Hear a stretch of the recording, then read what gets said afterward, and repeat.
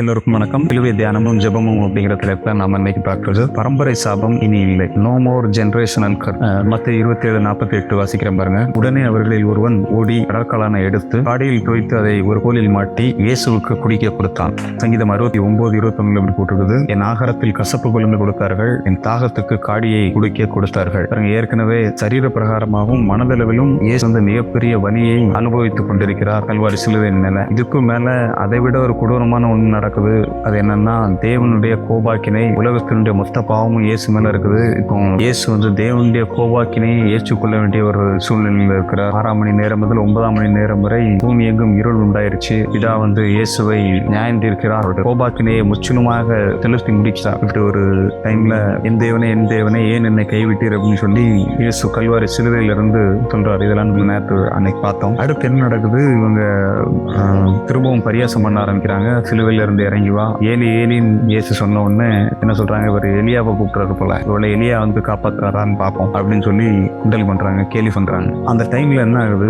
உடனே ஒருத்தன் என்ன பண்றான்? அந்த கடற்காலானை காடியிலே துவைத்து இயேசு கொடுக்கும்படி, அது கொஞ்சம் சிலுவை அந்த ஹைட் பாருங்க, நல்ல ஹைட்டா இருந்திருக்கும். அதனால என்ன பண்றான்? இவனுக்கு எட்டாவது அதனால ஒரு கோல்ல கம்புல மாட்டி என்ன பண்றான்? அவருக்கு இயேசுவுக்கு குடிக்க கொடுக்குறான். இயேசுவோட இதை பாருங்க. அவருக்கு சிலுவை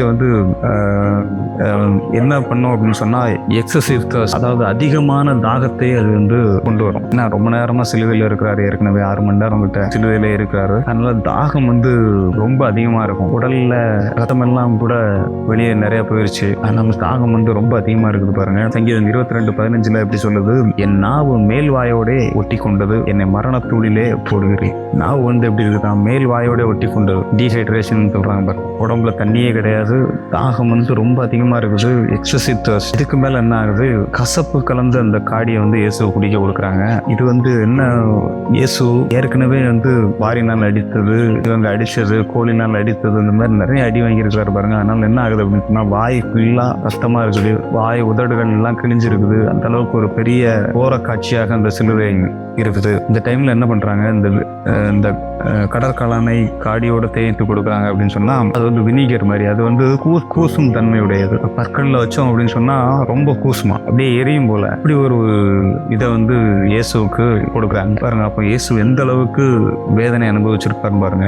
ஏன் இந்த மாதிரி எல்லாம் நடக்குது? தாகத்துக்கு கூட தண்ணி இல்லை அவருக்கு. இப்படி கூசுற அளவுக்கு ஒரு கசப்பு கலந்த ஒரு தண்ணீரை அவருக்கு குடிக்க கொடுக்குறாங்க. எசேக்கியேல் 18:2 அப்படி சொல்லியிருக்கு பாருங்க. பிதாக்கள் திராட்சை காய்களை தின்றார்கள், பிள்ளைகளின் பற்கள் கூசி போயின என்னும் பழமொழியை நீங்கள் இஸ்ரவேல் தேசத்திலே சொல்லுகிறது என்ன?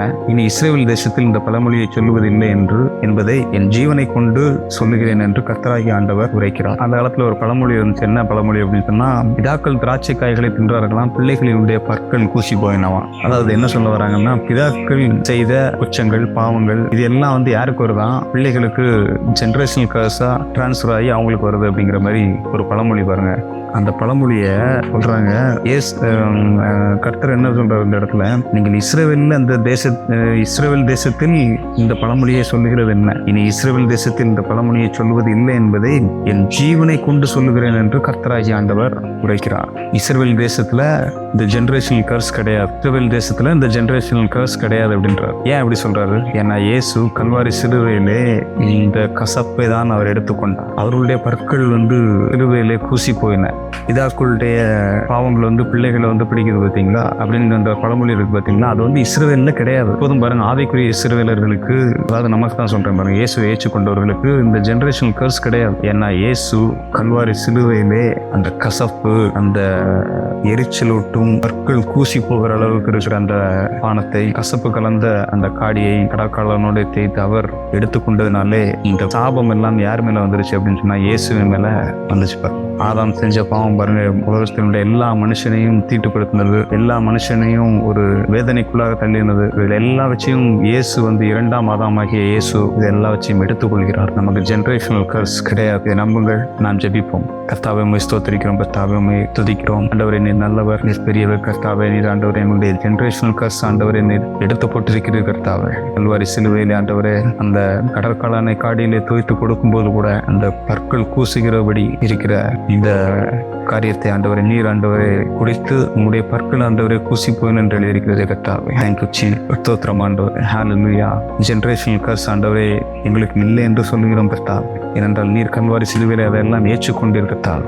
Thank you Lord. நீர் ஆண்டவரே கொடுக்கும் ஆசீர்வாதம் எங்களுடையது என்பதை நாங்கள் விசுவாசிக்கிறோம் பக்தர். நீர் எங்களுக்காக தாகமாக இருந்தீர். உங்களுடைய பற்கள் அங்கே பூசி போயின கர்த்தாவே. Thank you Jesus. எங்களுக்கு அந்த பரம்பரை சாபம் ஒளிந்தது, இனி இல்லை என்று சொல்லுகிறோம். இதை கேட்கிற ஒவ்வொருவருக்கும் கர்த்தாவே இதில் ஒரு தெளிவு உண்டாக இருக்கட்டும் கர்த்தாவே.